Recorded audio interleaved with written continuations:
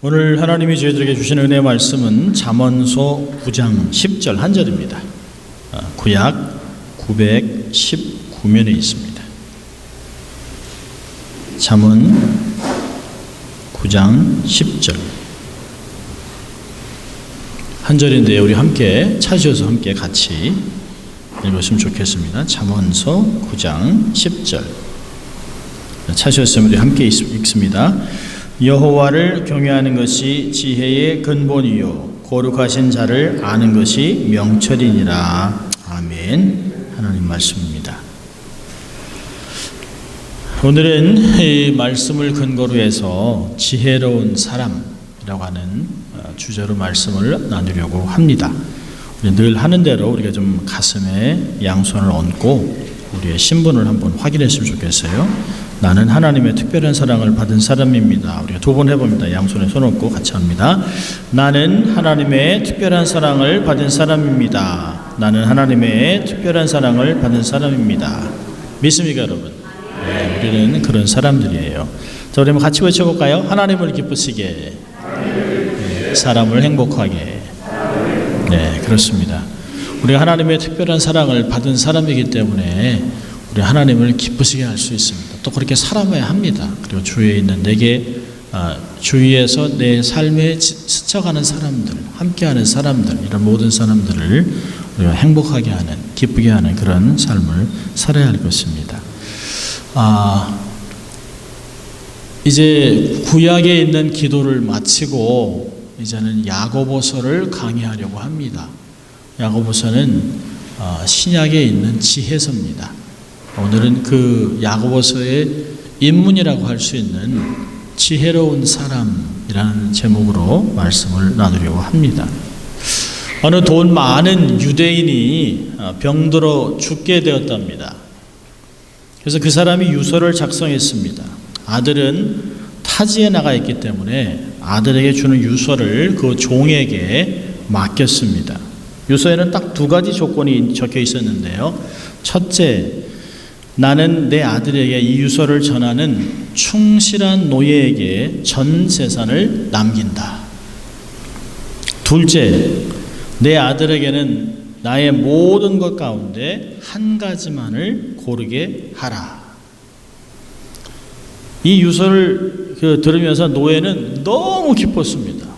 자기에게 주인이 전 재산을 맡기겠다고 했으니까 얼마나 행복하고 기쁜지 아들이 올 때까지 모든 그 주인의 재산을 너무너무 관리를 잘했습니다. 그리고 유서를 랍비에게 보이고 증인으로 삼았습니다. 드디어 아들이 돌아왔습니다. 노예는 랍비와 함께 주인 아들에게 갔습니다. 랍비는 아들에게 이렇게 말했습니다. 당신의 아버지가 죽을 때 유서를 남겼는데 당신에게는 딱 한 가지만을 남기고 있다고 했습니다. 나머지는 모든 것을 노예에게 준다고 했습니다. 당신 아버지의 소유 중에서 무엇을 고르겠습니까? 그러니까 그 노예는 아주 의기양양하게 한 가지 까짓 거 주인 재산에서 하나 빼주면 되니까 뭐든지 택하라고 이제 생각하고 여유 있게 있었습니다. 아들은 고민했습니다. 랍비도 아들을 가만히 쳐다봤습니다. 근데 아들이 이렇게 얘기했습니다. 그렇다면 저는 이 노예를 선택하겠습니다. 노예를 갖겠습니다. 이 얘기는 뭘까요? 아들은 아버지의 전 재산을 소유하고 있는 노예를 선택한 것이에요. 아들이 노예를 그 자기의 소유로 하면서 그 부모가 아버지가 그 노예에게 준 전 재산은 자기에게 돌아왔습니다. 그러니까 아들은 유서 속에 아버지의 깊은 뜻을 잘 깨달았습니다. 얼마나 지혜로운 아들인지 몰라요. 만약에 아들이 아버지 재산 중에 돈 나가는 게 제일 뭘까? 다이아몬드, 땅, 집, 어떤 것을 택했지? 라고 한다면 그는 재산의 일부분밖에 가질 수 없었습니다. 그 아버지의 그 아들과 같은 아주 지혜로운 사람이죠. 여러분, 우리가 삶을 살다 보면 굉장히 똑똑한 사람들을 많이 만납니다. 그런데 시간이 지나면서 이런 얘기 할 때가 있죠. 아이고 저 사람 똑똑 바보네, 똑똑 바보. 똑똑한 채는 다 하는데 결국에는 지혜롭지 못해요. 여러분, 지식과 지혜는 동일한 것이 아닙니다. Knowledge and wisdom, they are two different things. 똑같은 것이 아니에요. 여러분, 지식은 공부를 하고 많은 것을 경험하면, 세월이 지나면 저절로 쌓여가는 것입니다. 요즘 젊은이들이 얼마나 컴퓨터가 빠릅니까? 컴퓨터, IT, 얼마나 지식이 많은지 몰라요. 자고 일어나면 새로운 것이 막 개발돼가지고 발명돼서 미디어들이 그냥 앞다투어 이렇게 광고를 합니다. 뭐 5G, 저는 뭐 5가 G가 뭔지, 4G가 뭔지, 3G가 뭔지 잘 모릅니다. 그 셀폰 하나에 1,500불인데 줄 사서 미리 예약하고 사고, 새로운 아이폰 7이 나오면 그걸 사려고 밤새 이틀씩 텐트 치고 있는 걸 보면 전부 그럴 필요가 뭐 있나 하는 생각을 합니다. 그런데 젊은이들을 보면 다르다는 거예요. 제 눈에는 똑같은데요. 전화가 전화하면 됐지 뭐 똑같은데요. 다른 것이에요. 무인 자동차, 날아다니는 차. 내년이면 단순 직종을 로봇 AI로 대체해서요 23%의 직업이 사라질 것이라고 신문에 나왔습니다. 요즘 커피숍에도 사람이 많이 없어집니다. 한국은 이미 많이 그걸 한다고 그래요. 커피숍 가서 어느 커피, 설탕 몇 개, 우유 뭐 하면 그걸 기계가 다 만들어서 5분 안에 딱 준비를 해놓는답니다. 여러분, 지식은 점점 늘어나고 있고요. 신기술의 발전은 상상을 초월합니다. 그래서 옛날에 이런 책이 있었어요. 이전의 기적이 지금은 상식. 옛날에는 깜짝깜짝 놀라게 지금은 그냥 다 상식입니다.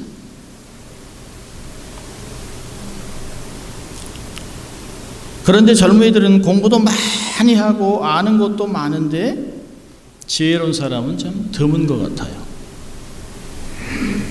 그런데 노인들을 보면 우리보다 공부는 많이 못했는데도 삶을 살아오며 피 흘리며 삶의 경험에서 쌓여진 지혜는 너무너무 값진 것으로 그들의 삶에 있습니다. 성경은 이렇게 얘기해요. 백발 앞에 너희는 일어서라 라고 얘기했습니다. 인생의 경륜을 갖고 있는 사람들 앞에, 그들 앞에 머리를 숙여 존경하고 많이 배우라는 것이에요. 그만큼 삶은 지식으로 살아가는 것이 아니라는 것을 말하고 있습니다. 많이 공부를 못했지만 우리의 부모님 세대들은 삶에서 얻은 경험으로 매사를 아주 지혜롭게 일들을 처리하는 것을 많이 보았습니다. 성경을 보면 지혜가 얼마나 중요한지 거듭 강조하고 또 강조합니다. 잠언서 3장 13절을 보면 지혜를 얻는 자와 명철을 얻는 자는 복이 있다 라고 얘기하고 있습니다. 전도서 7장 12절은 지혜도 보호하는 것이 되고 돈도 보호하는 것이 되나 지식이 더욱 아름다움은 지혜는 지혜 얻은 자의 생명을 보존함이니라. 얼마나 중요한지 몰라요. 여러분, 인생을 살다 보면 필요한 것이 너무 많죠. 건강도 필요합니다. 사고 나고 보니까 아무것도 아닌데요. 여기서 저기를 못 걷는 거예요. 휠체어나 크러치가 없으면 옆에 있는 소파도 혼자 못 가요. 결국은 바닥을 기어야 합니다. 건강 중요하지요. 돈 중요하지요. 지식 중요하지요. 관계, 명예, 권력, 이 모든 것이 얼마나 중요한지 몰라요. 아마 리스트를 적으라 그러면 한도 끝도 없을 것이에요. 근데 이 중에 가장 중요한 것이 뭐냐? 한 가지를 꼽으라고 한다면 저는 신앙이라고 생각합니다. 하나님을 경배하고 내세의 약속을 확신하고 이 땅에서 부르심을 감당하는 세상의 빛과 소금으로 살아갈 수 있는 것은 믿음밖에 없어요. 신앙밖에 없어요. 신앙 다음으로 중요한 것을 꼽으라고 한다면 저는 지혜라고 생각합니다. 살아가면서 지혜는 너무 중요해요. 여러분, 교회가 처음 세워졌던 초대교회에서 일이 막 늘어나면서 사도들이 일을 맡길 맡길 초대교회 집사들을 뽑는데요. 초대교회 집사들의 기준이 지혜와 성령이 충만한 사람들 7을 뽑으라고 얘기했습니다. 사도행전 6장 3절에 나오고 있습니다. 사도 바울은 말세를 살아가고 있는 성도들에게 이렇게 권면하고 있습니다. 에베소 5장 15절부터 16절 보면 너희가 어떻게 행할 것을 자세히 주의하여 지혜 없는 자 같이 말고 오직 지혜 있는 자 같이 하여 세월을 아끼라. 때가 악하니라.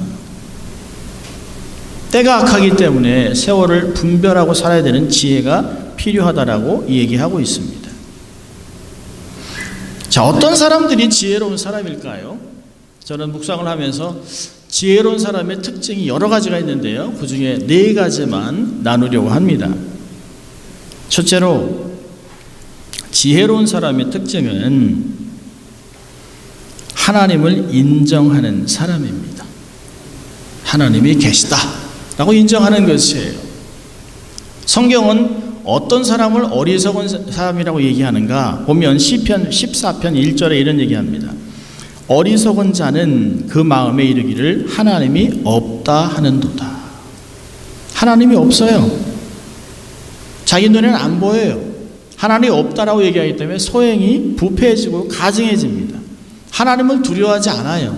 그러니까 못할 짓이 없습니다. 사람의 존귀함을 포기하고 짐승같이 살아갑니다. 지금 유럽을 가면 정말 기가 막힌 일들이 많이 벌어지고 있어요. 사람과 짐승이 결혼하고 관계를 하고 정말 입에 담을 수 없는 더럽고 추잡한 일들이 그들의 삶 속에서 벌어지고 있습니다. 왜요? 하나님이 없다고 믿으니까. 하나님이 없다고 생각하니까 못할 일이 없습니다. 베드로서 3장 5절은 이 하나님이 없다, 하나님의 역사를 일부러 잊어버리는 자들을 악한 자라고 정의 내리고 있습니다. 하나님을 인정한다면 하나님의 형상을 갖고 있는 우리가 얼마나 존엄한 자들인지 금방 알 수 있습니다. 기독교의 신앙을 가지고 하나님을 인정하는 나라일수록 인권에 대해서 아주 존중합니다. 그리고 사람을 돕고 사람을 어떻게 더 편안하게 살아갈 수 있는 것에 대해서 연구를 많이 합니다. 여러분 솔로몬은 잠언서 3장 6절에 이렇게 권면합니다. 너는 범사의 그를 인정하라. 그리하면 내 길을 지도하시리라. 여기서 내 길은 뭐냐면 내가 반드시 하나님 앞에서 살아나가야 할 그 길을 가르쳐주겠다는 것이에요. 여러분 God knows all. 하나님이 다 알고 계세요. 나는 잘 모르고 나는 이해하지 못해도 하나님은 다 아세요. 절대 실수하지 않습니다. God is in absolute control. 조급해하지 마세요. 당황해하지 마세요. 원망해하지 마세요. 불평하지 마세요. 하나님은 다 알고 있습니다. 하나님을 인정하는 사람이 지혜로운 사람이에요.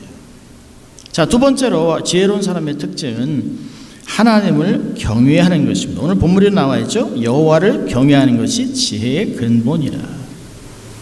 여러분 모든 삶의 영역에서 지혜자의 출발점은 하나님을 인정하고 그분을 경외하는 것이에요. 전도서 12장 13절을 보면 전도서에서는 솔로몬이 인생의 노년기에 쓴 것이에요. 인생을 다 살아보니까 먹을 거 실컷 먹어보고 아내도 1000명이나 누리고 세상의 모든 것 금수저 은 그냥 그 당시에는 은이 길에 돌과 같았다고 얘기하고 있습니다. 이 세상의 모든 부와 모든 걸 다 누렸습니다. 눈이 원하는 걸 다 했다고 얘기합니다. 그래서 헛되고 헛되다고 얘기를 해요. 그러면서 그것의 결론을 12장 13절에 이렇게 내리고 있습니다. 하나님을 경외하고 그의 명령들을 지킬지어다. 이것이 사람의 본분이니라. 사람의 본분은 딱 두 가지예요. 하나님 경외하고 그분의 말씀을 잘 지키는 것이에요. 여러분 경외한다라고 하는 것은 사랑하고 존경하고 순복하고 친밀함을 얘기하는 거예요. 공포감이 아닙니다. 네. 제가 그 대학교 시절에 성경 공부를 인도하면서 하나님이 나의 삶을 다 알고 계신다고 생각하면 어떤 느낌이 들까요? 그랬더니 두렵다, 무섭다, 도망치고 싶다 이렇게 얘기합니다. 그런데 성숙한 사람들은 기쁘고 즐겁다고 얘기합니다. 하나님 내 것 다 알고 계시니까 가릴 것도 없고 얼마나 친밀하냐는 거예요. 얼마나 고맙냐는 것이. 하나님을 경외할 때만 하나님과 친밀함을 누리고 동행할 수 있습니다.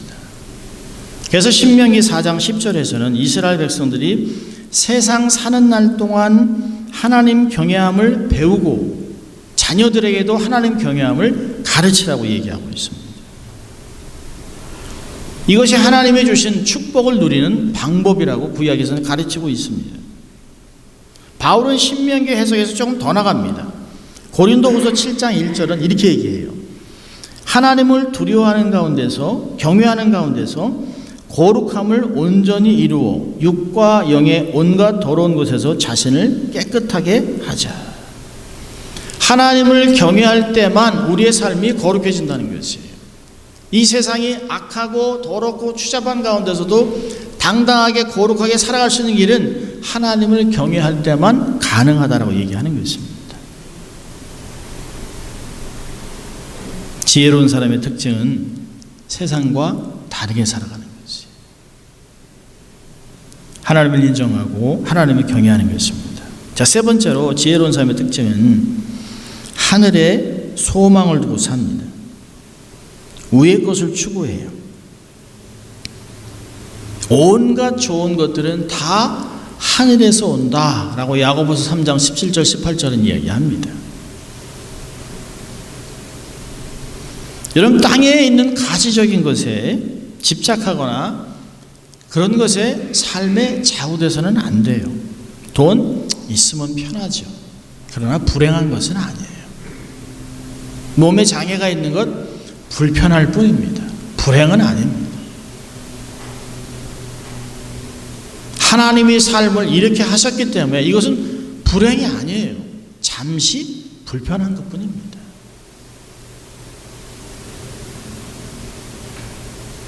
히브리서 12장 28절은 이렇게 얘기합니다. 우리가 진동치 못할 나라를 받았은즉 은혜를 받자. 이로 말미암아 경건함과 두려움으로 하나님을 기쁘시게 섬기자. 여러분, 바울은 당대의 최고의 신분인 강대국의 로마의 시민권입니다. 이 말을 듣고 천부장은 너는 태어나면서부터 로마 시민권이야. 나는 큰 돈을 주고 이 시민권을 받았다고 얘기해요. 그런데 바울은 거기에 가치를 두지 않습니다. 빌립보서 3장에 내 시민권은 하늘에 있다라고 3장 20절에 이야기하고 있습니다. 그리고 그가 죽기 몇 달 전에 쓴 디모데후서 4장 7절 8절은 이렇게 얘기합니다. 내가 선한 싸움을 싸우고 나의 달려갈 길을 마치고 믿음을 지켰으니 이제 후로는 나를 위하여 의의 면류관이 예비되었으므로 주 곧 의로우신 재판장이 그날에 내게 주실 것이니 내게만이나 주의 나타나심을 사모하는 모든 자에게니라. 이 땅에 있는 왕보다 더 중요한 분이 있다는 것이에요. 자기 삶의 모든 것을 판단하시고 죽음 후에 상급을 주실 재판장이 계시다는 것을 알고 있었습니다. 그래서 죽음이 두려운 것이 아니에요. 그래서 고린도전서 15장에서는 사망아 너의 쏘는 곳이 어디 있느냐라고 얘기하고 있습니다. 죽음이 두려운 것이 아닙니다. 죽음 후에 있는 내세가 있는 것을 확실히 알고 있습니다. 하나님의 사람들은 그래서 다 하늘에 초점을 두고 살았습니다. 여러분, 하늘의 보좌에 초점을 맞추세요. 이 세상의 모든 귀한 것은 하늘에 있는 것의 그림자일 뿐입니다. 그림자의 마음을 뺏기지 마세요. 하나님께서 온 세상을 주관하시잖아요. 세상의 모든 것을 주장하신 하나님께 우리의 마음과 생각의 사이클을 맞춰 놓으세요. 그래서 무엇이 정말 중요한 것인가에 대한 가치를 보유하시기 바랍니다. 여러분, 보는 게 다가 아니에요. 지금 우리가 살아가는 인생이 다가 아닙니다. 이게 모든 것이 그냥 살아가기 때문에 인생이 고통스럽고 인생이 저주스럽고 내가 왜 이렇게 살아야 되는 안타까움에 젖을 수 있어요. 그러나 이것은 잠시 지나가는 것입니다. 모든 것이 지나면 내 눈에서 눈물을 닦아주시고 이전 것을 다 살아간 가운데 만물을 새롭게 하시는 그 하나님을 만날 시간이 다가오기 때문에 우리는 이 지금 현실을 극복할 수 있는 것이에요. 베드로전서 1장 4절은 이렇게 얘기합니다. 썩지 않고 더럽지 않고 쇠하지 아니하는 기업을 잊게 하시나니 곧 너희를 위하여 하늘에 간직하신 것이라. 하나님이 여러분에게 주실 놀라운 유업들이 다 있습니다. 그걸 보지 못하기 때문에 지금 현실에서 낙심하고 어려워하는 것이에요. 세월이 지나면 다 변하는 썩는 가시적인 것으로부터 영원한 것으로 눈을 돌리십시오. 힘들면 숨 한번 들여마시고 한 후에 하늘을 보세요. 하늘을 보면 담도 없어요. 끝도 없어요. 이 모든 것을 완벽하게 통치하신 하나님이, 온 우주를 통치하신 하나님이 내게 관심을 두고 있다는 것을 볼 수 있어요. 여러분, 주님이 얘기하셨어요. 염려하지 말아라. 하늘에 나는 공중에 나는 새, 까마귀 같은 거, 참새 같은 거, 하찮은 거 두 마리에 penny 하나에 팔리는 그런 것도 하나님이 허락지 않으면 땅에 떨어지지 않는다. 하찮은 까마귀도 먹이는데 하물며 너희들이냐 얘기하고 있습니다. 힘들면 꽃을 보세요. 주님이 얘기하셨어요. 솔로몬이 입은 영광이 이 꽃의 영광보다 비교할 게 안 된다는 것이에요. 지금 피었다가 조금 있으면 꺾여서 불꽃이 일었어요. 이것도 이렇게 입히시는데 하물며 너희냐? 라고 얘기하고 있습니다. 여러분, 눈은 세상을 보고 낙심하는 것이 아니에요. 눈은 그럴 때 하늘을 보라고 있는 것이에요. 하나님을 바라보는 것이에요. 하늘을 보세요. 하늘을. 눈을 들어 하늘로 초점을 맞추세요. 목회자들이 목이 터져라고 주님 오실 때가 다 됐다고 얘기하면요, 어떤 분은 그래요. 우리 할머니 때도 그랬어요. 그때 11시 57분이라고 그랬습니다. 목사님 또 11시 58분이라고 그러려고 그러죠. 얘기합니다. 근데요, 요즘 최근 들어서 한 20년 정도 되는 것 같아요. 한 20년 동안 사람들이 하늘에서 나는 소리를 자꾸 녹음해 갖고 옵니다. 하늘에서 나팔 소리 같은 게 자꾸 들려요. 우 이런 소리가 막 들립니다. 근데 온 세상 곳곳에서 막 동서남북 이 세상 끝에서도 들리는 소리가 다 똑같습니다. 그리고 예수 믿는 사람들은 주님이 오실 때가 됐다라고 생각을 합니다. 주님 오시기 전에 나팔 소리 들린다고 얘기했잖아요. 그 나팔 소리가 들리는 것이에요. 굉장히 임박했습니다. 저는 소원하기는 주님 우리 그냥 이 상태로 들렸으면 좋겠습니다라고 기도를 합니다. 그러니까 그 시간에 주님 만날 생각하니까 지금 있는 거 그렇게 중요한 게 아니에요. 고난스러운 거 조금 지나면 다 끝나는 것이에요. 다 두고 가면 돼요.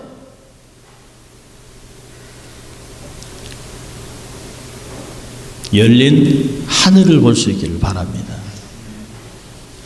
자, 세 번째로 지혜로운 사람의 특징은 믿음으로 행합니다. 여러분, 보기 때문에 믿는 것이 아니에요. 믿기 때문에 보는 것이에요. 보이지 않는 것이 영원하고 힘이 있습니다. 고린도후서 5장 7절은 바울이 우리가 믿음으로 행하고 보는 것으로 하지 아니함이로다. 여러분, 보는 것으로 한다면 얼마나 낙심될 게 많은지 몰라요. 지금 나타나는 현상, 지금 아직도 변하지 못한 사람에 대해서 집착하면 낙심됩니다. 그러나 하나님이 행하실 것, 가장 복되게 하신 사건을 우리가 생각하고 삶을 대한다면 우리는 소망이 생길 것이에요. 히브리서 11장 1절과 2절은 믿음으로 안다라고 얘기합니다. 가끔 저는 이런 사람 만나요. 보여주면 믿겠습니다. 그럼 제가 그래요. 평생 못 믿으시겠네요. 여러분, 믿음으로 행하기 때문에 미래지향적이 되는 것이에요. 매사에 긍정적이 되는 것이에요. 안 된다, 못한다, 못 살겠다, 다 때려치우자, 나가라, 죽겠다. 이런 부정적인 생각이 드는 것은 뭘까요? 내 안에 믿음이 약해졌다는 거예요. 여러분, 하나님이 내게 주셨잖아요. 하나님이 지금 살아계시잖아요. 하나님 우리 안에 선한 일을 이미 시작하시고 반드시 그리스도의 날까지 이루시겠다고 빌립보서 1장 6절에 말씀하셨어요. 세상 끝날까지 내가 너희와 함께하겠다 약속해 놓으셨어요. 지금도 내 곁에서 나를 돌보시는 그 하나님을 나는 믿노라 한 바울의 하나님이 지금도 우리 하나님 아닙니까? 그렇다면 내 삶에서 그렇게 자꾸 부정적인 말들이 계속 날 때 입술을 닫고 생각을 고정할 필요가 있다는 것이에요. 여러분, 바울의 고백을 보세요. 빌립보서 4장 13절에 내게 능력 주시는 자 안에서 내가 모든 것을 할 수 있다. 여러분, 이건 도깨비방망이가 아니에요. 내 힘으로는 아무것도 할 수 없지만 하나님이 내게 능력을 주시면 내가 환난을 당하든 내가 어려움을 당하든 사고가 있든 질병이 있든 세상에서는 소망이 끊어지는 것 같을지라도 나는 주를 위해 살아갈 수 있다고 고백하는 거지. 이건 파지티브 띵킹이 아닙니다. 스스로 마인드 컨트롤하는 것이 아니에요. 하나님을 믿기 때문에 내가 믿음의 고백을 드리는 것이에요. 하나님을 바라보기 때문에 매사에 우연이 없어요. 내 삶에 있는 것은 우연이 아닙니다. 재수가 없어서가 아니에요. 필연적이고 하나님의 인도하심입니다. 믿음으로 행하는 사람의 특징은 긍정적이에요. 잘 될 거야. 지금 어려워도 그럼 잘 될 거야. 세상 끝이 아닌데. 재밌는 글을 하나 읽었어요. 동물의 세계에서 전쟁이 일어났습니다. 사자가 총지휘관이 됐습니다. 동물들이 사방에서 막 몰려들었어요. 근데 동물들이 서로를 쳐다보면서 한심하다는 듯이 수군거립니다. 아유, 저 당나귀 멍텅구리라서 전쟁에 방해만 될 테니 돌아가는 게 낫지. 토끼 같은 겁쟁이가 어떻게 싸움을 한다는 거야? 한심하네. 개미는 그 힘이 약해서 밟히면 죽지 어디다 쓰냐? 코끼리 덩치가 커서 적에 금방 들통나지. 어떻게 숨겠어? 이때 총지휘관인 사자가 호통을 칩니다. 모두 조용. 당나귀는 입이 길어서 나팔수로 쓰면 된다. 토끼는 걸음이 빠르니 전령으로 쓸 것이다. 개미는 작아서 눈에 안 띄니 작진에 게릴라로 침투시킬 것이다. 코끼리는 힘이 세니 전쟁 물자를 운반하는 일을 할 것이다. 여러분, 지혜로운 사람은 단점을 보는 것이 아니에요. 장점을 보는 것입니다. 여러분, 사람이 장점이 없을까요? 군뱅이도 구르는 재주가 있어요. 사람들은 다 하나님이 주신 공평하게 은사들이 있습니다. 장점이 있습니다. 근데 우리는 장점을 보지 못하고 드러나는 단점들을 먼저 지적할 때가 많습니다. 다른 사람의 단점이 보인다는 것은 내가 믿음이 없다는 거예요. 내가 부정적이라는 것이. 여러분, 나의 단점 때문에 좌절하십니까? 아니에요. 그러지 마세요. 하나님은 나를 보고 좌절하지 않습니다. 하나님이 우리를 보고요, 아휴, 저놈 괜히 창조했네. 그러면 어떻게 삽니까? 하나님 얘기하시잖아요. 내가 너를 사랑한다. 내가 너를 통해서 영광 고도를 원한다. 이런 말씀 하나님이 하세요. 내가 너를 반드시 복되게 하겠다. 복되게 하겠다. 약속해 놓으셨어요. 그래서 우리가 고백하잖아요. 나는 하나님의 특별한 사랑을 받은 사람입니다. 고백하잖아요. 주일만 하라니까 에이, 2번 해드려 그냥. 그거 아니잖아요. 반복하는 것은 우리가 어떤 존재인가를 반드시 확신하라는 것이에요. 그리고 한 주간을 살아가는 것입니다. 여러분들은 지혜로운 사람입니까? 어떤 모습으로 살아가고 있습니까? 자, 오늘 본문을 통해서 이렇게 몇 가지 교훈을 본다면, 어떻게 우리가 정말 이런 지혜로운 특징을 갖고 살려면, 지혜로운 삶을 살아가려면 어떻게 해야 될까요? 많은데요, 세 가지만 좀 보려고 합니다. 첫째로는 겸손하십시오. 은혜는 물은 낮은 곳으로 흘러가는 것이에요. 겸손히 낮은 열린 마음을 소유하십시오. 이게 뭘까요? 나의 연약함을 인정하라는 것이에요. 내 힘으로는 할 수 있는 건 별로 많지 않습니다. 내가 아는 것 그렇게 많지 않아요.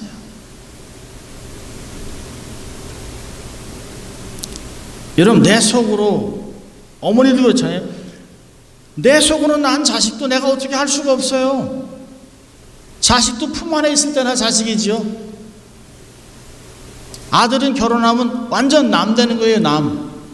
손님이랍니다. 손님. 찾아와 주면 고마운 거예요. 찾아와 주면 고마운 거예요.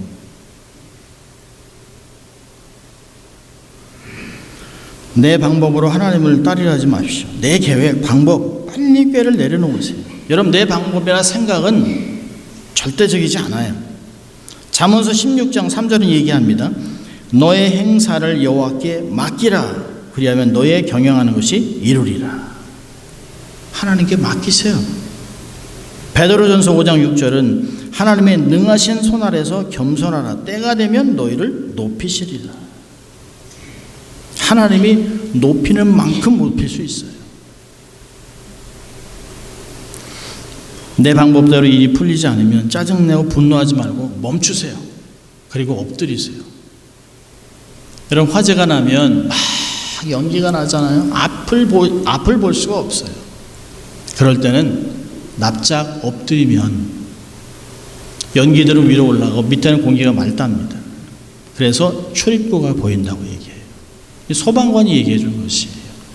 불 나고 연기가 날 때는 엎드리라는 것입니다.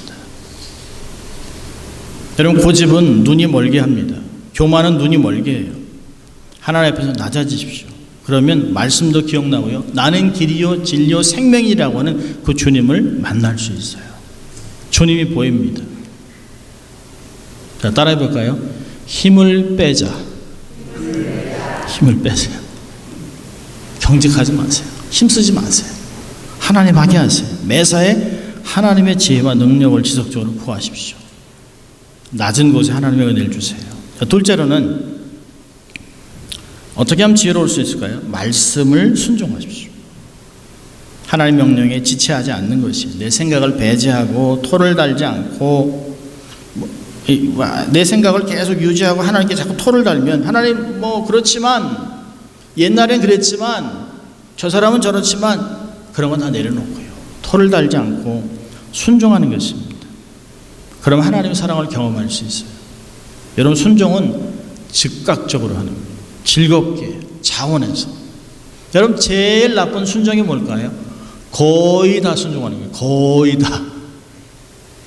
99% 순종하고 내 거 한 가지는 딱 잡고 있는 것이. 여러분, 시켜야 하는 것은 순종이 아니죠. 마지못해 하는 것은 온전한 순종이 아닙니다. 조건을 따지지 않는 것이 말씀에 네 하기로 결정하는 것입니다. 여러분, 하나님과 도박하려고 하지 마세요. 하나님 이거 해주시면 제가 순종할게요. 이건 낮은 순종이죠. 요한복음 14장 21절에 이릅니다. 나의 계명을 가지고 지키는 자라야 나를 사랑하는 자니, 나를 사랑하는 자는 내 아버지께 사랑을 받을 것이요 나도 그를 사랑하여 그에게 나를 나타내리라.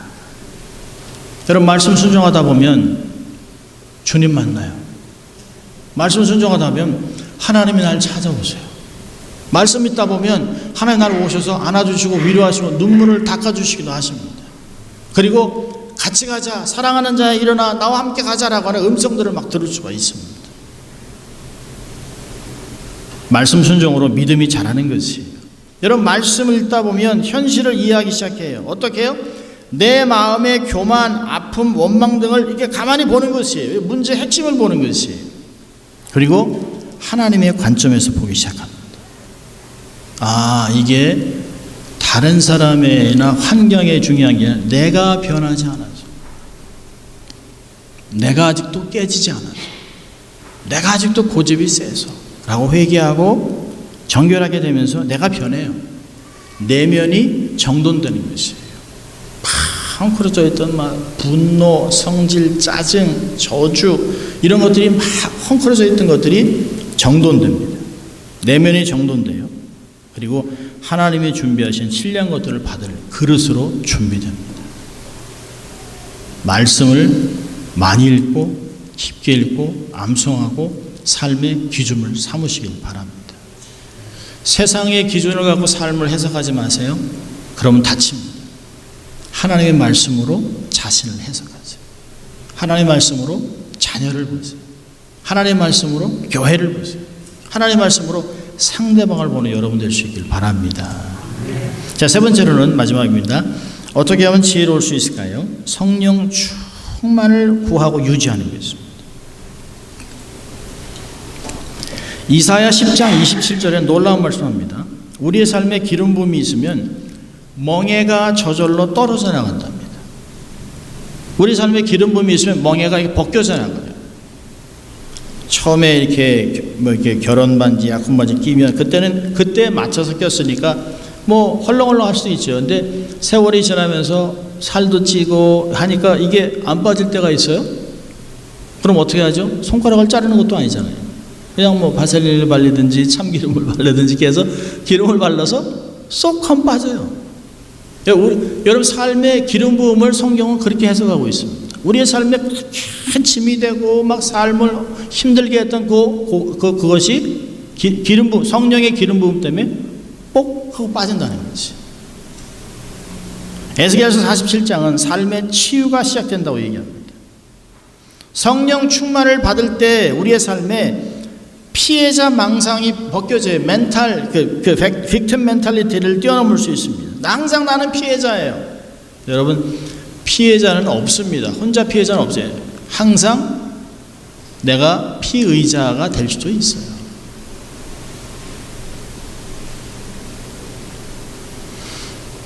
하나님 우리에게 이 땅을 살아가면서 피해자의 삶을 살려고 하지 않습니다. 세상을 넉넉히 이기는 사람이라고 얘기하셨어요. 모든 conquerors, 로마서 8장은 이야기하고 있습니다. 육신의 생각을 뛰어넘을 수 있어요. 하나님의 능력을 덧입을 수 있습니다. 그러면 미래를 준비할 수 있어요. 성령님을 환영하세요. 성령님을 사랑하세요. 성령 충만을 사모하세요. 여러분, 성령 충만은 받아도 되고 안 받아도 되는 것이 아니에요. 사도 바울은 에베소서 5장에 18절 얘기합니다. 술 취하지 말라 이런 방탕한 것이니 오직 성령 충만을 받으라. 성령 충만을 통해 은사도 발견하고 능력도 받고 우리의 육신을, 우리의 생각의 한계를 뛰어넘는 세상이 감당치 못하는 사람으로 살아가라고 하나님이 얘기해 놓으셨습니다. 성령 충만을 받고 유지하는 여러분 될 수 있길 바랍니다. 여러분, 지혜로운 사람은 세상 것에 좌우되지 않습니다. 세상에 혼자 있더라도 하나님과 함께하는 것을 알기 때문에 당당하게 하늘을 바라보고 삶을 살아갈 수 있어요. 말세지 말에 정말 세상의 지식이 아닌 하늘의 지혜로 살아가는 여러분 될 수 있길 주의 이름으로 축원합니다. 기도하겠습니다. 하나님 아버지, 감사합니다. 오늘도 저희를 예배자로 초청하셔서 지혜로운 삶을 살아가도록 권면하신 주님 감사합니다. 삶에서 어려움 때문에 낙심하고 좌절하고 또 하나님 피해자로 삶을 살아가는 것이 아니라 하나님의 지혜로 능력으로 삶을 살아가게 하시고 세상에서 감당치 못하는 하나님의 사역자로 삶을 살아가는 축복의 통로가 될 수 있도록 하나님 축복하여 주시옵소서. 감사하고 예수님 이름으로 기도합니다. 아멘. 이제 다 함께 일어나